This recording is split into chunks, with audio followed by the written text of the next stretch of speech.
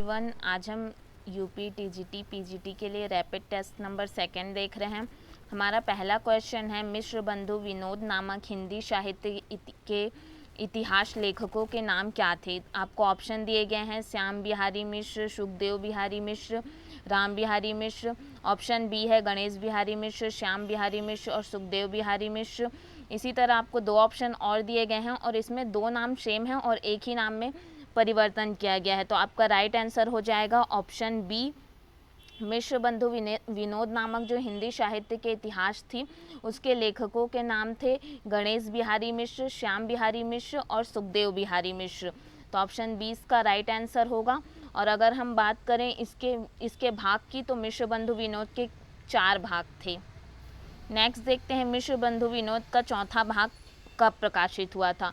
तो इसके जो 4 भाग थे उसमें के जो प्रथम 3 भाग थे उसका प्रकाशन जो है 1913 में किया गया था, जबकि चौथा भाग का प्रकाशन 1934 में किया गया था। तो आपका राइट आंसर हो जाएगा ऑप्शन ए। फिर देखते हैं, मिश्र बंधु विनोद कितने भाग में प्रकाशित हुआ था। तो आपका राइट आंसर हो जाएगा ऑप्शन बी, 4 भाग में।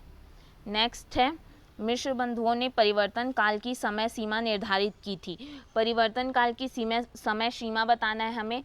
तो मिश्र बंधुओं ने जो मिश्र बंधु विनोद थी उसमें काल विभाजन का प्रयास किया था, जो कुछ इस प्रकार से था। जो प्रारंभिक काल था वो 700 से 1440 विक्रम संवत का था। उसके बाद माध्यमिक काल जो था वो 1445 से 1680 तक का था। अलंकृत काल की अगर बात करें तो वो 1681 से 1689 तक का था। और परिवर्तन काल जो है वो 1890 से 1925 तक का था। तो आपको यहाँ पे परिवर्तन काल पूछा है, तो राइट आंसर हो जाएगा option C, sorry option A जो है 1890 विक्रम संवत की यहाँ पे बात की गई है, ठीक है, क्योंकि ईस्वी नहीं पूछा है हमें। तो ये हो जाएगा 1890 विक्रम संवत से 1925। यहाँ पे याद रखना आप, ऑप्शन सी आपको कंफ्यूज करने के लिए दिया गया है कि ईस्वी में दे दिया है वहाँ पे, लेकिन आपको याद रखना है कि ये विक्रम संवत में है। इसमें जितने भी काल हैं वो सब विक्रम संवत में हैं।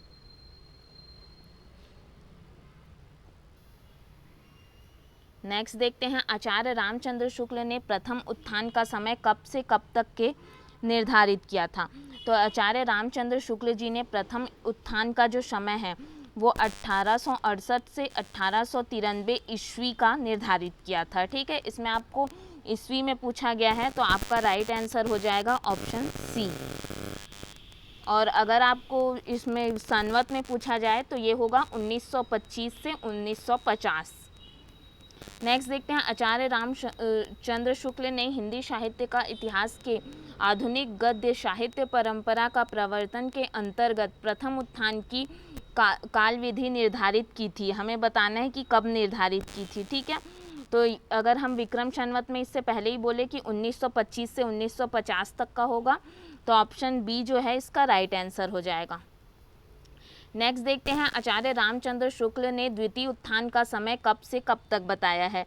तो अगर हम द्वितीय उत्थान के समय की बात करें तो ये 1893 से 1918 ईस्वी में है। और अगर संवत में देखें तो 1950 से 1975 तक है।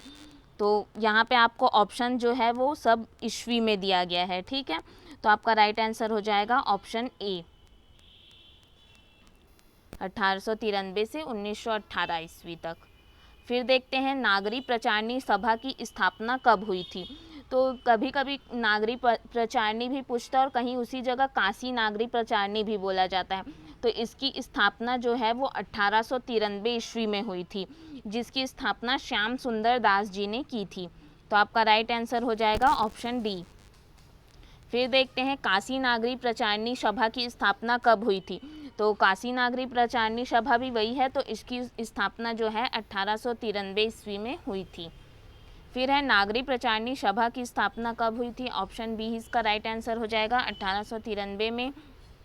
हिंदी शब्द सागर का प्रकाशन किस संस्था के द्वारा किया गया था। तो हिंदी शब्द सागर की अगर हम बात करें तो जो हिंदी भाषा और साहित्य की देवनागरी लिपि की उन्नति और प्रचार प्रसार का जो कार्य करता था वो कार्य करने वाली जो भारत की अग्रणी संस्था थी उसका नाम था काशी नागरी प्रचारणी। इसमें जो है हिंदी साहित्य के नियमन, नियंत्रण, संचालन ये सब को इसका महत्वपूर्ण स्थान दिया गया था और यहाँ से हिंदी शब्द सागर का प्रकाशन किया गया था। ठीक है, तो किस संस्था के द्वारा किया गया था ये आपको पूछा गया है, तो आपका राइट आंसर हो जाएगा ऑप्शन बी, नागरी प्रचारणी सभा। उसके बाद नेक्स्ट क्वेश्चन देखते हैं, नागरी प्रचारणी सभा के संस्थापकों में से कौन से नहीं थे, हमको ये बताना है।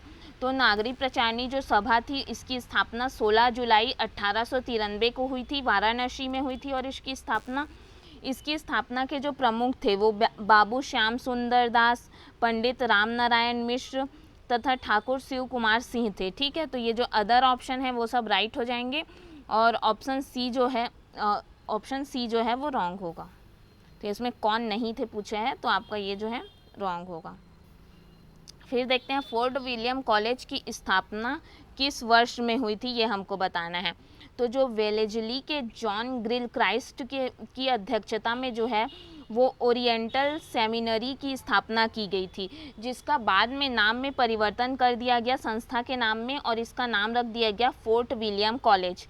इसकी स्थापना की अगर हम बात करें तो इसकी स्थापना टीपू सुल्तान पर ब्रिटेन के निर्णायक विजय की स्मृति में 10 जुलाई 1800 को की गई थी। ठीक है, तो यहाँ पे आपको किस वर्ष में की गई थी पूछा है, तो ऑप्शन बी इसका राइट आंसर हो जाएगा, 1800 ईस्वी में। नेक्स्ट है फोर्ट विलियम कॉलेज की स्थापना कब हुई थी। तो फोर्ट विलियम कॉलेज की स्थापना जो है वो 1800 ईस्वी में हुई थी। फोर्ट विलियम कॉलेज की स्थापना 1800 ईस्वी, इसका राइट आंसर हो जाएगा।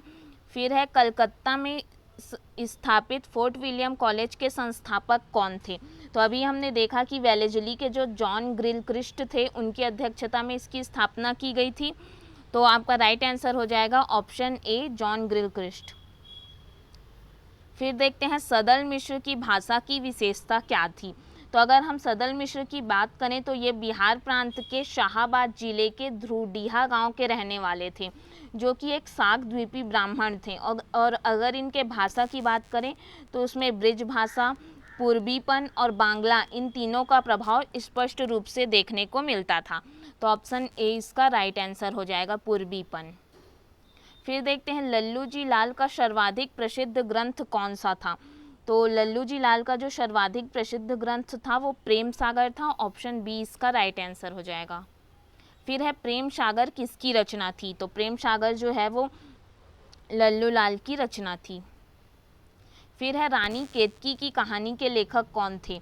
तो रानी केतकी की जो कहानी थी इसके लेखक इंसा अल्लाह खान थे, जिसको ही हम उदयभान चरित भी कहते हैं। इसका एक नाम और है उदयभान चरित। तो आपका राइट आंसर हो जाएगा option C, Insha Allah Khan. Thank you.